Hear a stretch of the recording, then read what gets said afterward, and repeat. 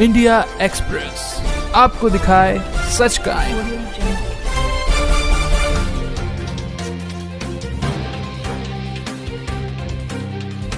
Supreme court कह रहा है अभी कि देरी से की गई एफआईआर शक पैदा करती है, और बापूजी के ऊपर जो एफआईआर हुआ है वो हुआ है 5 दिन के पश्चात। और घटना कहाँ की है? घटना बताते हैं कि जोधपुर की है। जोधपुर की किसी भी पुलिस स्टेशन में इनको एफआईआर करना उचित नहीं लगा, पता नहीं क्यों। लड़की पढ़ रही है छिंदवाड़ा में, रहने वाली है शाहजहांपुर की। शाहजहांपुर में भी उन्होंने एफआईआर नहीं कराया और उन्हें जाना पड़ा है कहां? दिल्ली, 5 दिन के पश्चात। आप समझ सकते हैं कि सुप्रीम कोर्ट का जजमेंट कि देरी से की गई एफआईआर शक पैदा करती है। बापूजी के साथ ये कार्य हुआ है। बापूजी के पूरे प्रकरण में, पूरे केस में ये सबसे बड़ा सबूत ये है बापूजी के निर्दोषता का कि बापूजी के साथ देरी से एफआईआर हुई है, और केवल देरी से नहीं हुई है, कई दिनों के बाद हुई है। और उससे भी सबसे बड़ी बात, पूरे एफआईआर में कहीं भी लड़की ने यह आरोप नहीं लगाया है कि उसके साथ किसी भी प्रकार का बलात्कार हुआ है। बहुत ध्यान से आप समझने का प्रयत्न करिए कि बापूजी को किस प्रकार से केवल एक पोक्सो एक्ट के आधार पर फंसाया गया। अगर ये कानून ना होता तो किसी भी प्रकार से बापूजी को वो फंसा नहीं सकते थे। इसलिए पहले ये पोक्सो कानून बनाया गया है। क्यों बनाया गया है?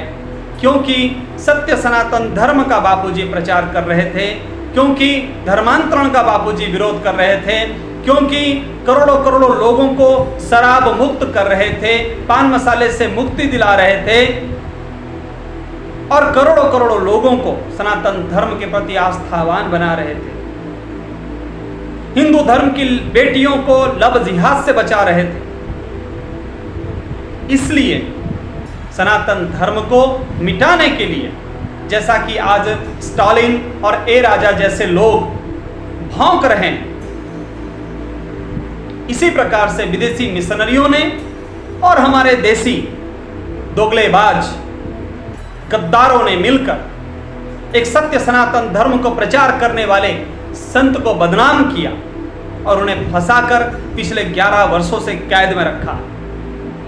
किसी लड़की ने कह दिया कि मेरे साथ छेड़खानी हुई है, और इतने बड़े महान संत को, जिन्होंने 60 साल तक अपने खून पसीने से सनातन संस्कृति को सींचा है, आपने उठाकर जेल में बंद कर दिया। क्या आश्चर्य है, क्या आश्चर्य है इस देश का कानून। और इसीलिए अशोक गहलोत जी को बोलना पड़ा है कि वकील जाते हैं लिखकर जजमेंट, और उसी जजमेंट को जज वहां सुना देता है। हमारे देश का न्याय व्यवस्था, हमारी अदालतें इतनी ज्यादा भ्रष्ट है। सीजेआई रंजन गोगोई को भी बोलना पड़ता है। और भी देखिए, राष्ट्रपति द्रौपदी मुर्मू को बोलना पड़ता है। लेकिन हमारे देश के कानून में कोई सुधार की कोई संभावना नहीं दिखती है। 2 बहनें खड़ी हो जाती है गुजरात में कि हमारे साथ 12 साल पहले संत श्री आसाराम जी बापू ने हमारे साथ बलात्कार किया था। आप 12 साल तक कहां थी? और दोनों बहनें इरादा पूर्वक लगाती है आरोप परम पूज्य संत श्री आसाराम जी बापू के ऊपर और उनके बेटे नारायण साईं के ऊपर, और दोनों ही फैब्रिकेटेड केस, जिसका कोई सबूत नहीं, कुछ नहीं।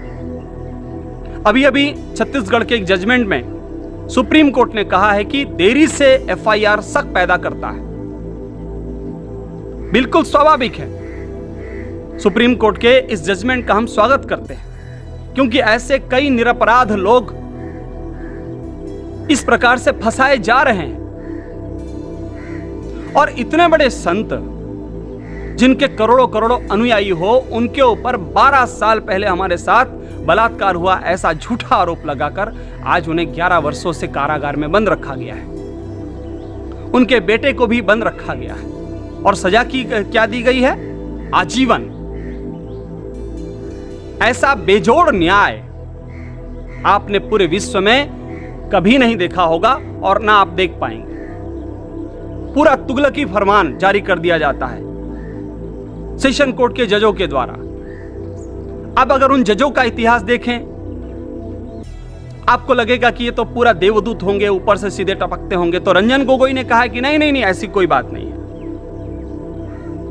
जो जज है वो आकाश से नहीं टपकते हैं, अर्थात वो भ्रष्ट हो सकते हैं, वो पैसे के लेन देन से बिक सकते हैं, उन्हें खरीदा जा सकता है। हमारे देश में ऐसा चलता है। आज अगर शासन आपके हाथ में है तो आपके अनुकूल में सारा वातावरण बन जाएगा। आज अगर शासन आपके विपरीत विपक्ष में आ जाता है तो आपके ऊपर आरोप लगने तय हो जाएंगे, आपके ऊपर ईडी का एक्शन चालू हो जाएगा, आपको जेल में डाल दिया जाएगा। तो ये केवल एक दूसरे को सताना और अपनी अपनी कुर्सी बचाना, यह तंत्र लोकतंत्र के नाम पर चल रहा है, जिसे हम नेता तंत्र कह सकते हैं। इंडिया एक्सप्रेस आपको दिखाए सच का।